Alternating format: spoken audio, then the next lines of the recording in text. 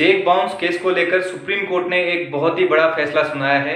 ये 2024 में ये फैसला आया हुआ है। ये जो केस है, ये जो जजमेंट है, ये पूरे देश में इफेक्टिव होने वाला है। पूरे जितने भी नेगोशिएबल इंस्ट्रूमेंट एक्ट के जो चेक बाउंस के जो केसेस होते हैं, उसमें ये जो केस है ये बहुत ही ज़्यादा इफेक्टिव होने वाला है। ये केस ट्रायल कोर्ट से शुरू होकर हाई कोर्ट तक जाके उसके बाद फिर सुप्रीम कोर्ट में पहुंचता है और सुप्रीम कोर्ट जो है एक लैंडमार्क जजमेंट पास करती है इस केस में। इस केस को हम लोग डिस्कस करेंगे इस वीडियो में। डिस्कस करने से पहले मैं आप सबसे रिक्वेस्ट करना चाहता हूं, इस वीडियो को जरूर अंत तक देखें, कहीं पे स्किप मत कीजिए। और मेरे इस चैनल को अब तक अगर आपने सब्सक्राइब नहीं किया है तो काइंडली सब्सक्राइब कीजिए। ये जो केस है, ये केस एक कंपनी के अगेंस्ट में होता है। AGPL नाम का एक कंपनी है, उसके जो चेयरमैन और वाइस चेयरमैन है वो इस केस में एक्यूज पर्सन होते हैं। इसमें टोटल 3 चेक होते हैं, इसलिए 3 केसेस होते हैं, 3 कंप्लेंट फाइल होते हैं। उसके बाद जो ट्रायल कोर्ट है, वहां पे ट्रायल चलने के बाद ट्रायल कोर्ट जो है वो एक ऑर्डर पास करती है। वो जो कंपनी है, एक्यूज पर्सन जो है, उनको 5 करोड़ रुपए जो चेक अमाउंट है वो पेमेंट करने के लिए ऑर्डर देती है और 10 महीने तक इम्प्रिजनमेंट जाने के लिए जो चेयरमैन और वाइस चेयरमैन है उन लोगों को 10 महीने तक का इम्प्रिजनमेंट का ऑर्डर करती है। तो ये जो ट्रायल कोर्ट का ऑर्डर है, इससे नाखुश होकर ये जो एक्यूज पर्सन है ये सेशन कोर्ट में अपील फाइल करते हैं।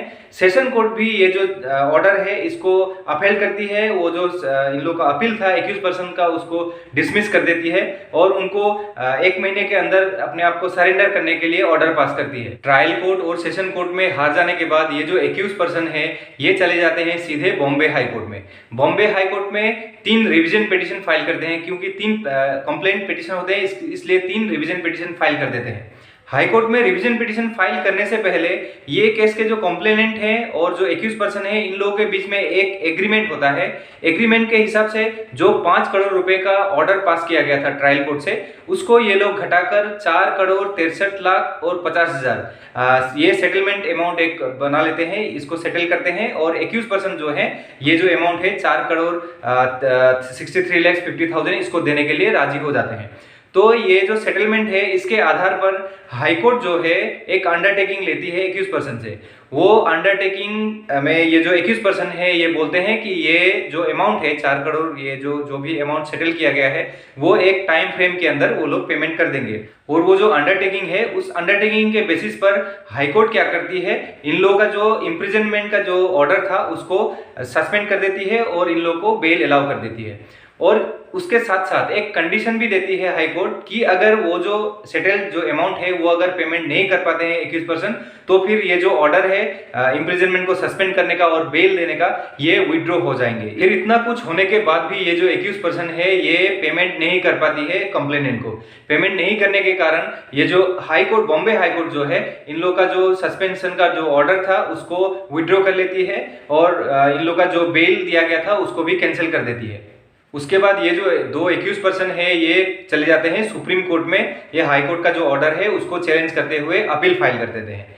अपील फाइल करते हुए 2 एक्यूज में से एक का कहना ये होता है कि ये जो कंपनी है, इसमें इन दोनों का जो शेयर होता है वो 40-60 का होता है। इसीलिए 40% जिनका होता है उन्होंने 40% जो उनका लायबिलिटी था वो पेमेंट कर दिया, इसलिए उनके अगेंस्ट में ये ऑर्डर पास नहीं होना चाहिए, इस तरीके का उनका कहना होता है। उसके बाद जो सुप्रीम कोर्ट है वो पूरे केस को स्टडी करने के बाद एक फैसला सुनाती है। उसमें क्या बोलती है सुप्रीम कोर्ट, ये जो अंडरटेकिंग दिया गया था हाई कोर्ट में, इसमें कहीं पे भी नहीं लिखा गया कि 40% और 60% का लायबिलिटी होना चाहिए बोल के। इसमें लिखा गया है 50-50 ही देना पड़ेगा दोनों एक्यूज पर्सन को, 50% का ही शेयर होगा, इस तरीके का बात लिखा गया है। कंपनी में जो शेयर है, वो जो डिस्प्यूट है वो एक्यूज पर्सन के बीच का डिस्प्यूट है, इसमें जो कंप्लेनेंट है वो इफेक्ट नहीं होना चाहिए, इस तरीके का ऑब्जर्वेशन सुप्रीम कोर्ट बोलती है। उसके बाद सुप्रीम कोर्ट एक लैंडमार्क फैसला सुनाती है। सुप्रीम कोर्ट इन लोगों का जो अपील है एक्यूज पर्सन का, उसको रिजेक्ट करते हुए 5 लाख रुपए कॉस्ट देने के लिए ऑर्डर देती है। जो कॉम्पेंसेशन जो अमाउंट है, पहले का जो सेटलमेंट अमाउंट है वो तो देना ही पड़ेगा, उसके अलावा भी और 5 लाख रुपए का कॉस्ट उन लोगों को, एक्यूज पर्सन को, कंप्लेंट को देना पड़ेगा, इस तरीके का ऑर्डर देते हैं। और इसके साथ साथ 4 हफ्ते के अंदर ही अंदर हाई कोर्ट में ये जो एक्यूज पर्सन है उन लोगों को सरेंडर होने के लिए ऑर्डर पास करती है सुप्रीम कोर्ट। तो ये जो केस है ये उन लोगों के लिए एक बहुत बड़ा तमाचा है जो कि केस को ऐसे बिना कारण में डिले करते रहते हैं पेमेंट करने के लिए। वो किसी ना किसी बहाने से जो पेमेंट है वो नहीं करते हैं।